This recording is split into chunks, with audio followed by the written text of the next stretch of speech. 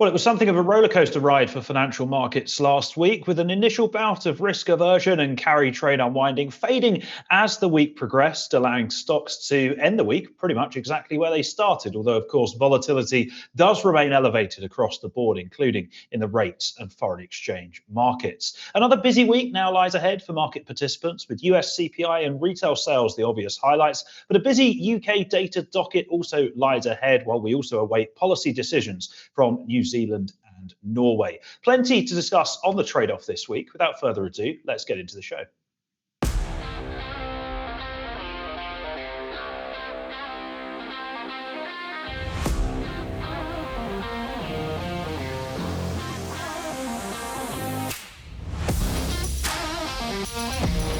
So, as you can imagine, plenty for us to discuss on the show this week. Without further ado, let's bring in my co-host, Ryan Littlestone from Forex Flow Live and Forex Analytics. Ryan, you asked me when we jumped on to start recording a moment ago, was it a blessing or was it a curse that we didn't record a show given the volatility last week? I don't know about you, but I'm coming down firmly in the blessing camp because there was enough going on as it was last week.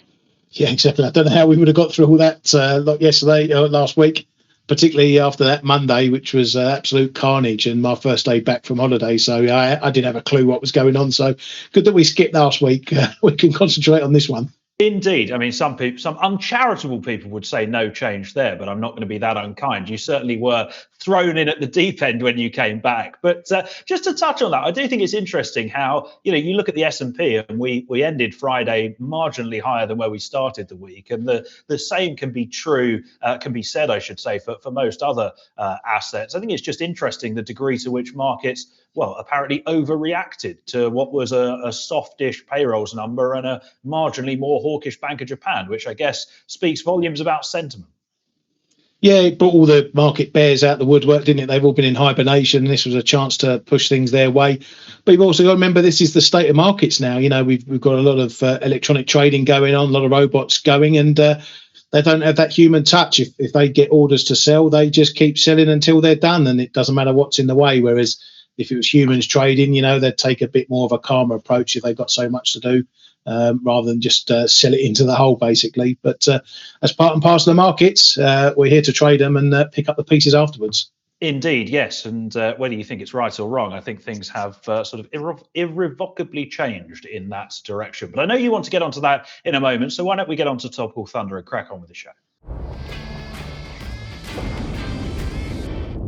Like I said, Ryan, I know you want to discuss that in a bit more detail in a second. But before we do, I just wanted to discuss some of the US data releases that we've got coming out this week, because it is a big week of data stateside. We've got the latest CPI figures and, of course, retail sales, the main event. Although we do have a few other bits and bobs going on as well. The weekly jobless claims data, PPI, industrial production in the mix as well. Now, personally, I would argue that actually retail sales is of much more importance to the financial markets this week. And the reason I would argue that is because one of the big driving forces of price action over the last week or so, since that non-farm payrolls number on the 2nd of August, is this narrative about a US growth scare that seems to have taken hold. And also, I'd argue that we know the Fed are going to cut in September anyway, and that it's probably going to be a 25 basis point move to start with, no matter what the CPI number says this week. In any case, headline CPI is expected to have held steady at 3% on an annual basis in July, while core CPI is expected to come 0.1% lower to 3.2%, with both of those metrics likely giving policymakers further confidence that the US economy is indeed continuing on that disinflationary path. One thing I would say is that in a change from normal programming, the PPI, the producer price index, that is actually released before CPI this month. So we get PPI on Tuesday and then we get CPI on Wednesday. So perhaps we could get a little bit of positioning post PPI as participants use that as a leading indicator for what we may get in the CPI figures on Wednesday. As I said, though, retail sales is the main event for me. We're expecting sales to have risen by 0.4% on the month in July, having remained unchanged on a month-on-month basis in June. Of course, the control group sales measure is really the focus, as that is the basket that feeds directly into the GDP calculation, and that is expected to rise just 0.1% on the month after a pretty chunky 0.9% month-on-month rise in June. I think the market playbook here is pretty simple. If we get a better than expected retail sales print, you would expect risk to rally, perhaps the dollar to rally as well, given that it's been trading in line with Fed policy expectations of late, and the market then would have the green light really to just go for it into Jackson Hole at the tail end of next week. On the flip side, if we see a miss, then you would expect those growth jitters to make something of a resurgence. Nevertheless, if you look at the OIS curve at the moment, we've got about 35 basis points worth of cuts priced for September, about 95 basis points worth of cuts priced by year end. And I don't know about you, Ryan, but both of those look far, far too dovish for my liking. Yeah, very much. Have we finished pricing the inter-meeting cuts that pricing the other week? I think that lasted about 10 seconds, didn't it? And rightly so. Oh, crazy times. But yeah, I think things have calmed down there. Like you say, OIS numbers, 35 pips. Yeah, okay, it's a bit over a 25 pip cut, but it's there or thereabouts. CME Fed Watch is one I keep an eye on. We were pricing 80% chance of a 50 pip cut in the September meeting. That's down to now 51% chance of going 25 pips. So that's come back down to normality. I'm waiting as usual for all the bank calls that are still screaming for 50 pips at the set meeting to go into reverse. Where'd your paperwork go on? I had visions of you waving bits of paper around and all sorts here. I printed off. There was a graphic someone put up with all the banks and their calls for September and for the rest of the year, and I've got that on my wall ready to, as you say, wave it in the air when it goes up in flames. We've had the crazies on your wall, but obviously not one that's on my wall. We've had the crazies. That Jeremy Siegel, who said the Fed should cut immediately, 75 basis points. You know, he went into reverse. So craziness aside, exactly. Craziness aside, things are back to a bit more of normality. But as you say, 35 pips is still over what's expected for September. So I think this data is going to jiggle around those rate expectations very much. So CPI. Yes, retail sales are probably going to be the more important factor after the NFP, but that CPI, if we start seeing a two-handle on both the headline CPI and the core, that's just going to firm up rate cut expectations, and probably more so for the future and for the dots as to how many more cuts we might get into the end of the year. I'm probably alongside the two cuts, depending on what the data tells us. It may only be one, at the very maximum three, if we really see an inflation dropping down and the economy falling off a cliff. But other than that, I think we get the cut in September. This data will either cement that or take away a little bit from that. And then we move on to Jackson's Hole next week and hear what Powell has to say. Indeed, we do. I agree with that. I'm still in the two-cut camp. I think September and December, 25 bips apiece. If the economy rolls over a bit more significantly, which it doesn't look like doing so at the moment, then maybe you add another 25 bips in November. But I don't think the Fed are going to want to overreact too much to any single data points. And I think 50 basis point moves are certainly off the table for now. In any case, Ryan, I know you wanted to dig into last week a little bit more, because I imagine you sat down at your desk on Monday morning, fired up your trading terminal and thought, what the bloody hell's going on here? Yeah, as I was saying before we start the show, I didn't even look at the screen Sunday night when I got back. I just switched on Monday morning and sat down, nearly got up and walked out again. So just seeing the blood on the screen, shall we say. So, I want to talk a bit about that. And, when you see markets with that sort of volatility, there's a couple of lessons, a lesson I want to give. About following the volatility and what you need to do about it. It's to make sure you don't get caught up in all the drama. If we take one aspect of last week, it was some areas, as we said, getting far too excited about Fed cuts. As you say, people going on about inter-meeting cuts and 75 pip cuts and all the likes like that. And we were even pricing that, as said, at one point.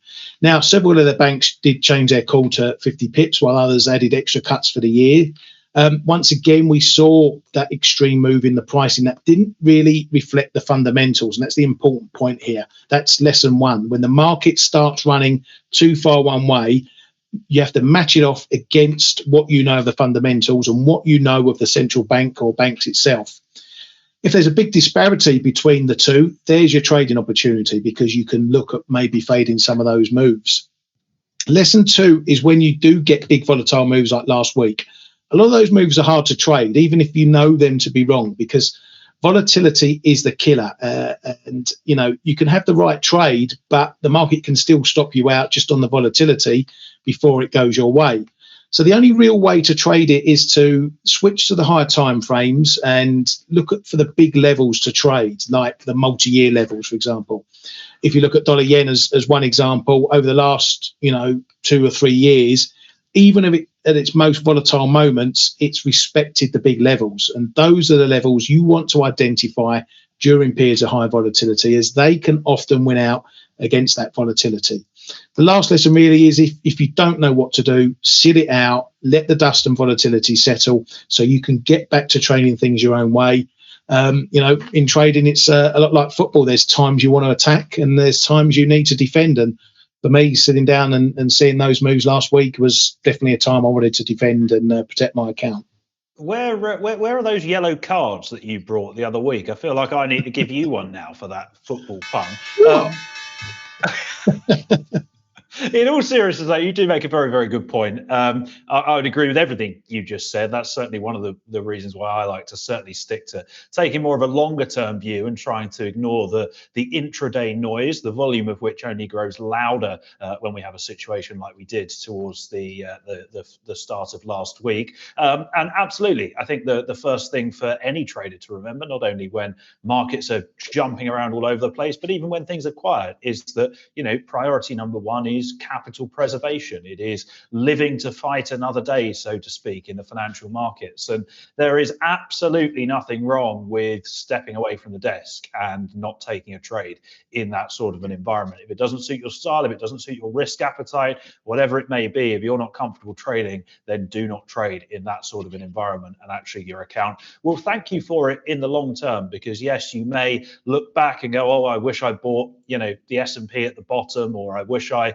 shorted Bitcoin at the top, or whatever it may be. There are plenty more opportunities that are going to come along. That is simply how the market works. And if things are not suited to your trading style at any one time, step away and come back. Yeah. We'll be able to fight that other day if you do so.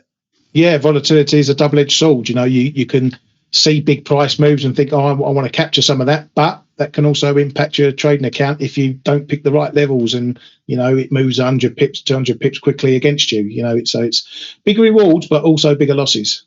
Absolutely. Right, let's move on, because we've got a busy week of UK data coming up. It's busy in the United States. It's even busier here in the UK. Question number 1, Ryan, are you going to be up at 7 o'clock every morning at your desk for this data to come out?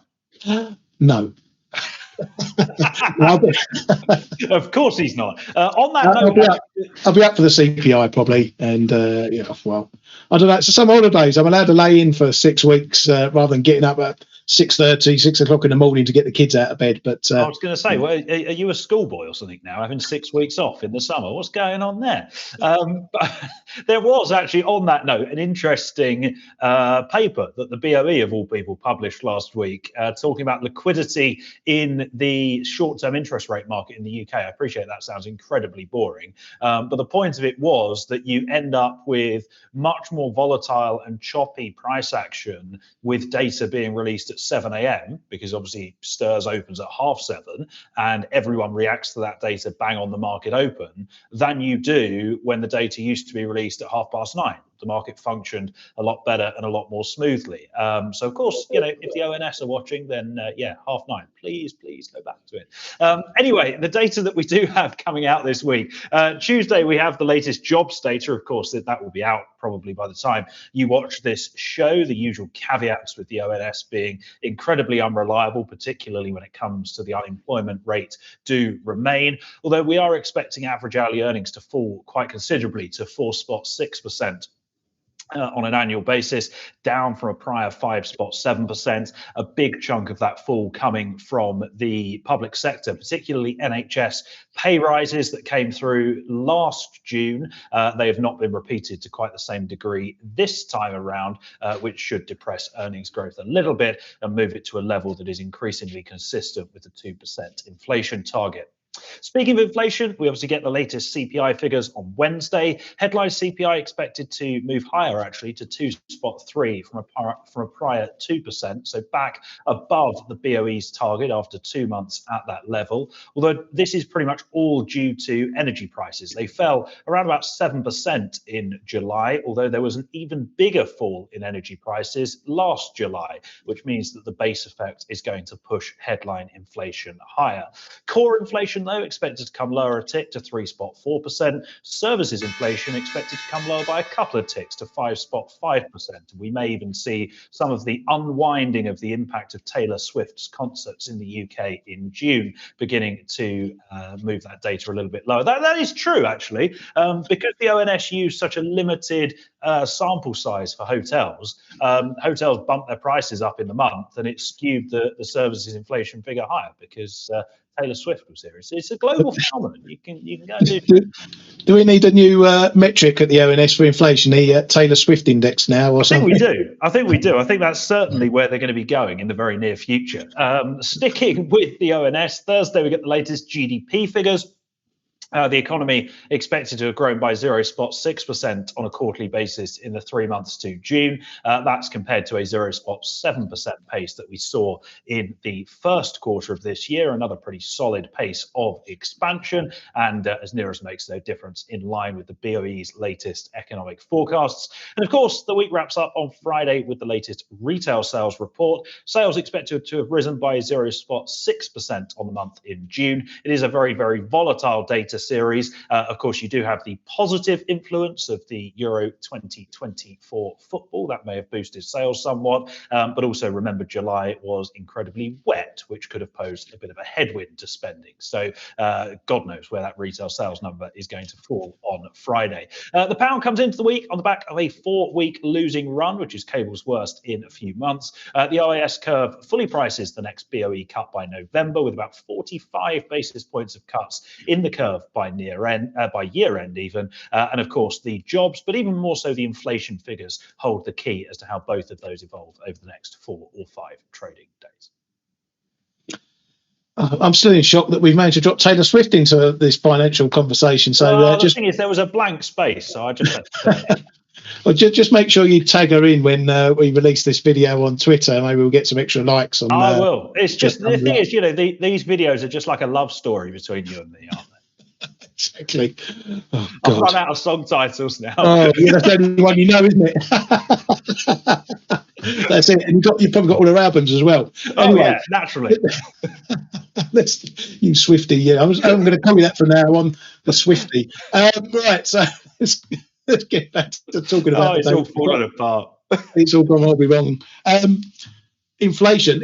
This is one of those weird times where, inflation is expected to go up, and rather than trying to guess when the BOE next going to cut, this inflation is going to be talking about maybe when they're going to stay on hold, because if it does go higher, then obviously that's going to push out the timeline for a future cut. So we've really gone from watching CPI coming down to watching if it starts going up again. Still around that 2% handle. We're bang on target. If it does tick up, we've had BOE's man going on about sort of effects that might be happening next year, because some firms and people have been sort of not increasing prices as much as others were, so they need to do a bit of catch up. You talk about wage rises. Well, we know the NHS have got another bumper pay packet coming as well. All those junior doctors getting their increase as well. So there's still some pressure to feed in from there. So we're not quite out the woods with all that. And as we get into winter, we obviously know that fuel prices are going to rise, so we're going to get some more inflationary pressure coming in there. Retail sales, I don't know. It's shut your eyes and pin the tail on the donkey for what happens with those numbers at the moment, when they come in, come down. Like our non-farm payrolls, yes. It's exactly that. So they could come in anywhere. And as for the jobs, again, they could be bumping up again later in the year or into the next financial year. So, yeah, the market's going to be sitting there wondering when BOE is going to cut next. They don't know. We don't know. Nobody knows. So let's just trade what the data does, and we'll look at some of the levels later, I assume. Yes, I can't remember whether I put a cable chart in, but we might do. If not, we'll have a look in the We'll next make it up. Indeed. Right. Moving on, central banks. If you want to start about puns, what on earth is your caption for this? Oh, well, I didn't know if it was going to fit all in. I was going to do a Kiwi, a wallaby, and a polar bear walk into a bar, but I don't think it fits across the screen, so I just stopped there. But what we're talking about three other central banks. Oh dear, we need to start this again, I think. But yeah, we've got two more central banks on the cards and some data for a third. We've got the RBNZ. Their meetings on Wednesday, their announcement on Wednesday, expected to come in unchanged on their rates at 5.5%, although the decision could be a bit more of a surprise, as we've got economists and analysts expecting them to stay unchanged, but the market pricing is showing some 70 to 80% chance of a cut, 75, 80% chance of a cut. So it's a bit in the balance, this one. If you just want to take inflation alone, core CPI in their last numbers came in at 2.8% in Q2. That was down from 3.7%, so quite a significant fall. And one of their preferred CPI numbers, one of these central banks that like to have 18 different ways to count CPI, that came in at 3.6% from 4.2%. So they've got one sticky one and one pretty much within their target. They run a 1 to 3% target range. Now, as mentioned, with one of the highest interest rates among sort of the major CBs, the case for a cut may be towards the market pricing. So I think maybe a cut could be on the cards here. Just, again, one of these little start-us-off cuts, shall we call it. Now, after the RBA last week, Thursday, we've got jobs data from Australia. It's the market's first chance to start measuring the data again ahead of the next RBA meeting. Jobs are set to increase by just over 20,000 versus a 50,000 gain last month, while the unemployment rate is set to stay unchanged at 4.1%. So really, just take your cues from whether we have a big variation either side of that. On Thursday, we've got the Norges Bank, and again, an unchanged decision is expected. And again, just purely taking the inflation numbers to hand, CPI moved up in July to 2.8% from 2.6%, while the core just came down a pip to 3.3%. So inflation there still very sticky. The bank themselves are forecasting rates to stay unchanged until year end. So there's really been nothing in any of the data to say they'll change that view. But you never know. They might lob something into the statement that just changes the picture slightly. So two more central banks to watch and a bit of data for a third. Indeed, yes, plenty going on this week. I think the RBNZ is undoubtedly the more interesting of those central bank decisions, given the it's almost similar to the BOE decision actually a couple of weeks ago, where you've got the market leaning strongly into one side of the equation and the sell side leaning strongly into the other. Of course, if you are trading the Kiwi dollar, then naturally watch your exposures over that decision. The RBA don't seem particularly inclined to do anything at this moment in time, so I don't think that the jobs data is going to move the needle significantly there. They certainly don't look inclined to deliver another rate hike as some have been expecting, but I think they're also quite likely to be one of the last to actually deliver a rate cut. That's probably towards the back end of the year at the absolute earliest. And then of course the Norges Bank, as you said, their inflation is moving in the wrong direction. And they've said they're going to remain on hold, and you would expect them to do so. Although, of course, some attention will be paid to any revisions to that rate path. But an interesting one. And of course, that sort of eases us into Jackson Hole towards the back end of next week, when the great and the good of the policy world will be descending on Wyoming to, chat nonsense, basically, and drink beer and go fishing, presumably. Yeah, shoot some deer or whatever they get up to. Yeah, they take a break from their holidays to take another holiday in the US. It's a hard life being a central banker these days. Indeed, it's all right for some, isn't it? Right, let's move on to some charts in That's a Setup.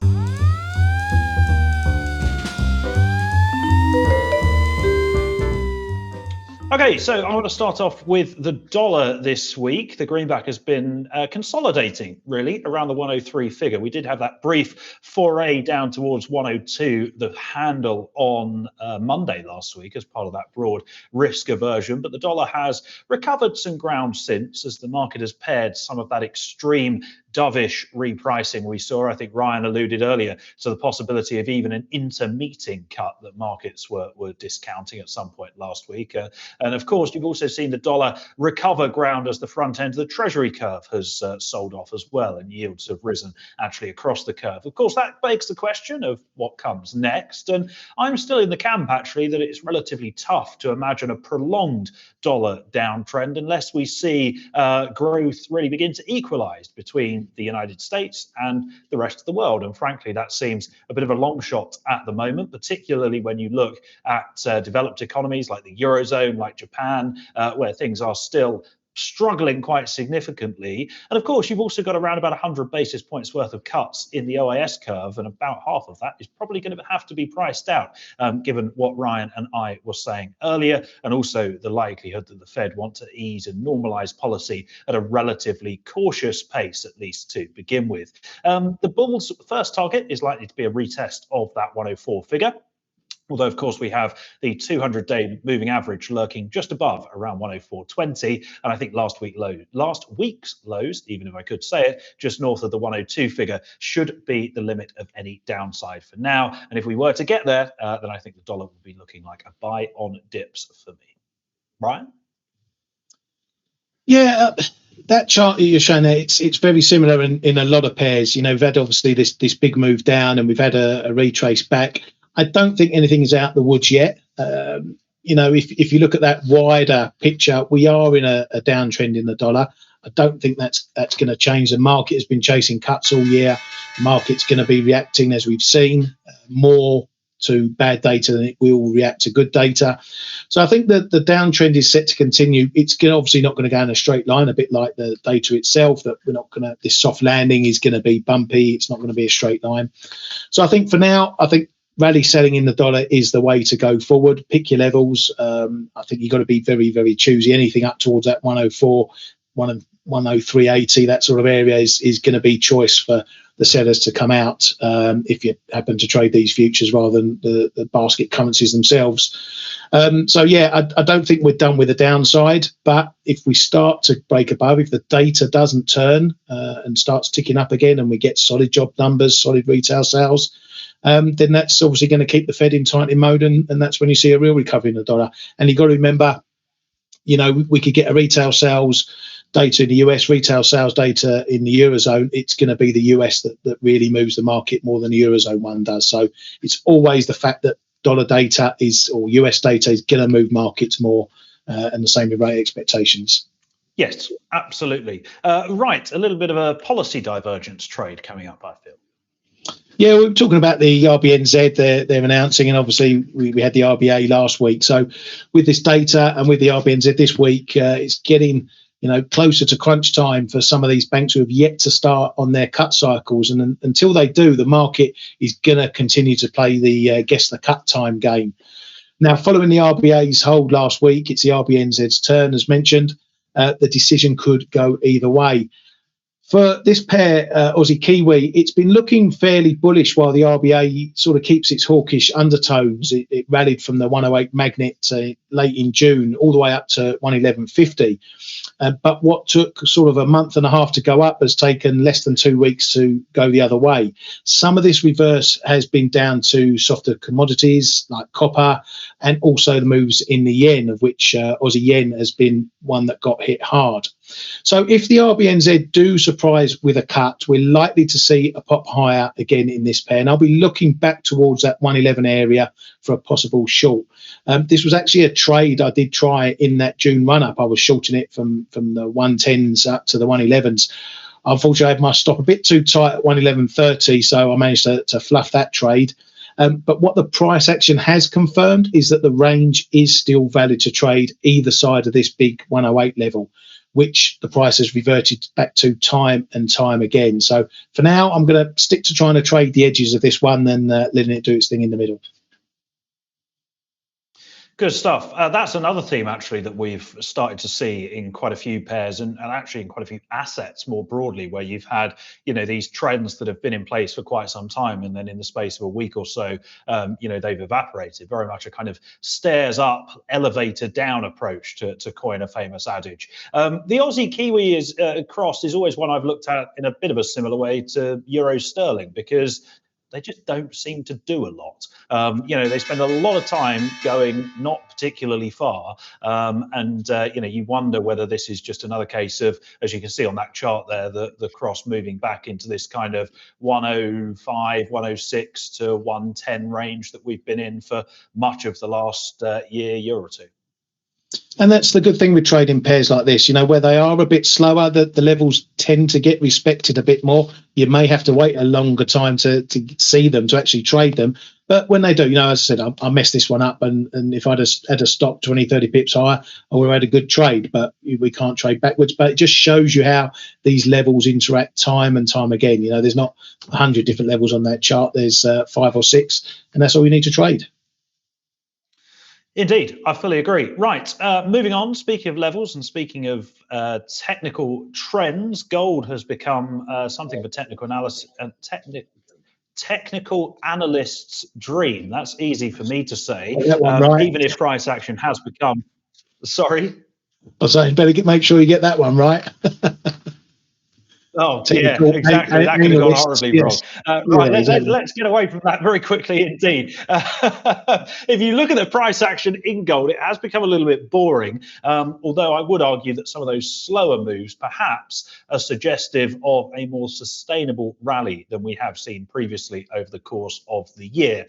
We do, of course, continue to respect the 50-day moving average to the downside, as we have done since the start of July, testing that level on 3 or 4 occasions now, with price bouncing off on any downside tests, while of course the 100-day moving average lurks just below as well. And we also have clear resistance. We've got a few of the prior highs here, and then of course we've got the double top around $2,480, $2,485 an ounce. That's from early July and early August, which is of course the key level for the bulls to watch. And I think this is relatively simple from a technical point of view. You're buying dips in towards the 50-day moving average and targeting that double top to the upside. Although I would just caution that obviously over the last week or so, we have seen a sell-off across the Treasury curve, with yields higher across that curve, and the stronger US dollar coming through as well. And of course, that is perhaps going to pose something of a headwind despite these relatively strong technical signals that the market seems to be sending.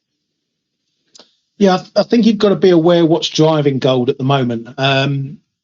We know that China, for the 3rd month running, haven't been in the market buying gold. They were one of the reasons why we saw the big rally itself up through 2000 and up to the levels we're at now. So they've paused their buying, but we're still up here. This morning, it feels like maybe this is more of a risk trade with everything that's going on with Russia, Ukraine, and Israel and Iran. So I'd be a bit cautious about trusting more the fundamentals rather than the risk picture. If there's a big headline, a negative headline, this will blast through those highs just purely on the back of risk. So it's one of these times where you follow the text, but just be a bit cautious about trading them, depending on what's driving us to level. You saw me just looking right a moment ago. We're trading at 24.50 level right at the moment. So yeah, keep this one in your mind, trade the levels, but show a bit of caution given why we're moving at the moment. Yes, indeed. I fully agree with that. And of course, the other thing to bear in mind is anytime we see market, I don't want to say turmoil, tumult, like we saw on Monday last week and towards the start of last week, cross-asset correlations effectively go to 1. And what I mean by that is basically everything moves in the same direction in a very similar magnitude. And I think that's obviously something worth bearing in mind as well. Right, last but by no means least, we're going to have a look at the yen. You're going to look at dollar yen. This setup section is more an example of what I mentioned in my earlier topic about listening to your charts in volatile times. So last week I sat down, as I said, after my week off on holiday, to the carnage unfolding. And so I wasn't in the best place to start jumping into trades.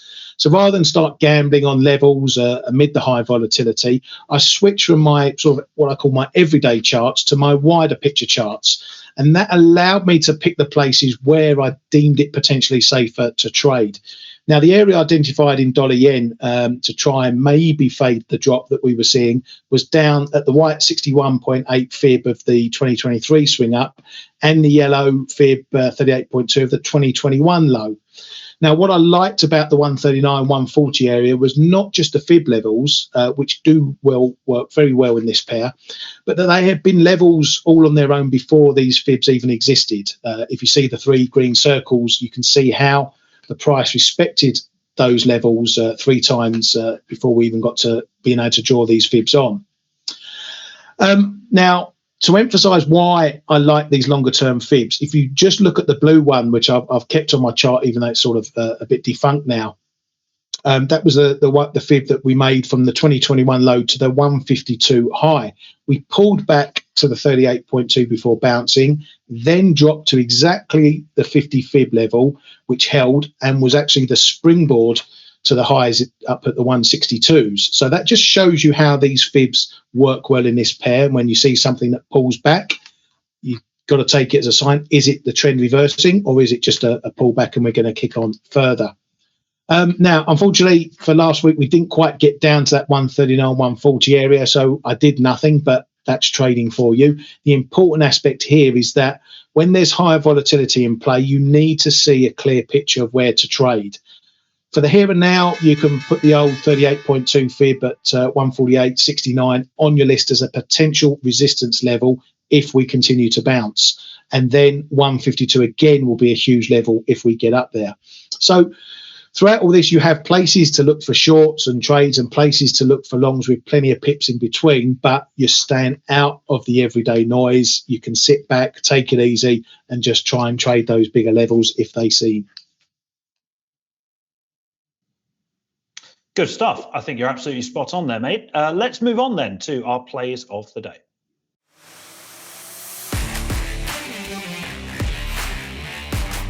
Right, I'm going to be looking at the equity space this week, keeping things nice and simple. The Nasdaq bouncing nicely off its 200-day moving average last week, while the S&P 500 closed north of its 100-day moving average into the close on Friday. I think that should give the bulls some momentum into the new trading week. And of course, the fundamental bull case of strong earnings growth, strong economic growth, and the Fed put remain intact. If we get a decent retail sales number, that would certainly help things along into Jackson Hole next week, and then Nvidia earnings the week after. But if we get any dips down towards those 200-day moving averages, they are there to be bought in my view.